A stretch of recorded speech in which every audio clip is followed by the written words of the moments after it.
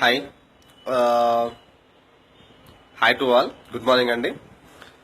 నాకు 2 రోజులుగా వాట్సాప్లో ఒక మెసేజ్ వస్తున్నాయి ఒక ఇష్యూ గురించి. నిన్న వీడియో పెట్టుకోవాలనుకున్నాను, కాకపోతే కొంచెం థ్రోట్ ఇన్ఫెక్షన్ వల్ల నేను మాట్లాడలేదు. వాట్ ఈస్ దట్ అంటే, చాలా మంది అడుగుతున్నారు అనమాట, క్వశ్చన్ గా అడుగుతున్నారు. ఏంటండి అది అంటే, నా పీక మీద కత్తి పెట్టినా కూడా భారత్ మాతాకి జై అని అనను అనే వ్యక్తిని ఒక కాన్స్టిట్యున్సీకి ఎంపీగా చేసి మనము రాజ్యసభకు పంపించాం.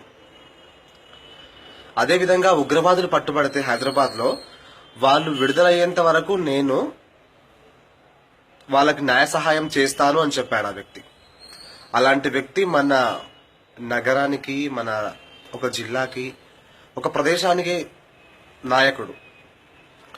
ఆఫ్టర్ దట్ పార్టీ పెట్టి ఇన్నాళ్ళైనా ఆ పార్టీలో క్రియాశీల మెంబర్ గా ఉండే, party president what ever maybe ఉన్నాడు, కానీ ఏ రోజు కూడా పార్టీ ఆఫీస్ లో జాతీయ జెండా ఎగరవేయని వ్యక్తి మన నాయకుడు. ఇలాంటి పర్సన్స్ ని మనము ఎంకరేజ్ చేస్తున్నామని చెప్పాలా, లేకపోతే ఇది రైట్ అంటారా? ఏ దేశంలో ఉంటున్నాం, ఏ దేశం గాలి పీల్చుకుంటున్నాం, ఏ దేశపు నీళ్ళు తాగుతున్నాం, ఏ దేశ ప్రజల మన్ననతో బతుకుతున్నావు అని అడిగే ధైర్యం ఎవరికి లేదా అండి? 100 కొద్ది ఎమ్మెల్యేలు, ఎంపీలు ఉండి ఏం చేస్తున్నారు నాకు అర్థం కాదు. ఎవడో ఒకడుండి ఒక రాజ్యాధికారాన్ని మెయింటైన్ చేస్తూ, ఒక స్టేటస్ ని మెయింటైన్ చేస్తూ, ఈ ప్రజల సొమ్ముతో ప్రజల చేత ఎన్నుకోబడిన నాయకుడు ఆ విధంగా మాట్లాడితే మిగతా వాళ్ళు ఎవరు ఏమన్నారా అండి? మన దేశంలో ఉండి పక్క దేశం కోసం పనిచేస్తున్నాడా వాడు? అడిగేది లేదా? Then we have to show that. అడగండి. మనం కాదు అడగాల్సింది అని ఎవ్వరూ అనుకోవద్దు దయచేసి. మనమే ఓట్లేస్తే గెలిచాడండి ఆడు, లేకపోతే గెలిచేది కాదుగా. ఇది జస్ట్ మెసేజ్ ఫార్వర్డ్ చేయాలనుకున్నాను నేను, కానీ మెసేజ్ ఫార్వర్డ్ చేస్తే అందరూ యాజ్ ఫాస్ట్ గా రియాక్ట్ అవుతారు కారన్న విషయం కొంచెం డౌట్ వచ్చింది. అందుకోసం నేను వీడియో పోస్ట్ చేస్తున్నాను. దయచేసి దీన్ని చూసి ఆ రాజకీయ నాయకుడు ఎవరో మీ అందరికీ అర్థమయ్యే ఉంటుంది.